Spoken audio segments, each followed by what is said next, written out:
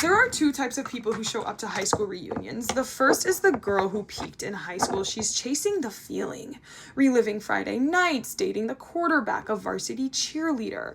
And the other type is the girl that was a nobody back then and then shows up 10 years later and she's like, oh, you guys didn't know? I'm that girl.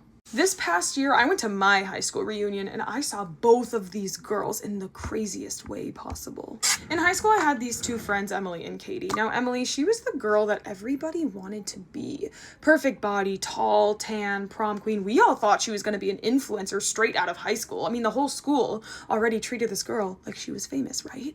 And then there was Katie, and she was the exact opposite. She was insecure, a little bit overweight, and she was definitely always the butt of Emily's jokes. Years go by, so I expect a similar dynamic, but I could not have been more wrong. So I walk back on campus for the first time in years, and I'm excited to see what my good friends are up to. And next thing I know, I see this girl that I barely even recognize walking up to me, and it's Emily. See, in my head, Emily is still this 18-year-old golden girl, throwing all the parties, steals all the guys, perfect body, perfect hair. So when I see this insecure, drunken, messy hair mess waving at me from across the party, it takes me a second to realize it's Emily. Emily's going on and on about the glory days when someone walks up to us mid-conversation.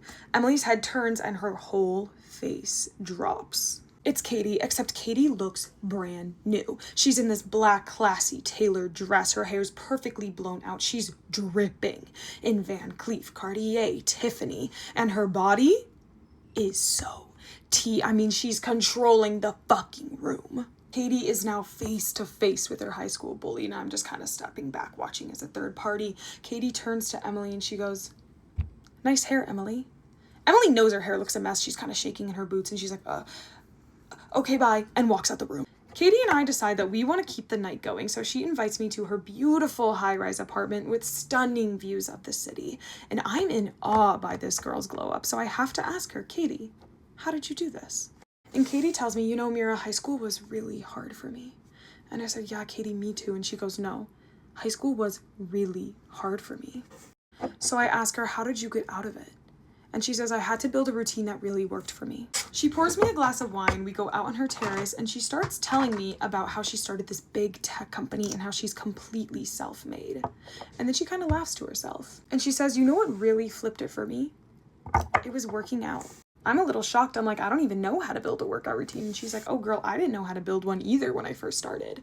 It wasn't until I downloaded the Start Strong app that literally built me my workout routine for me that I was able to actually hold myself accountable.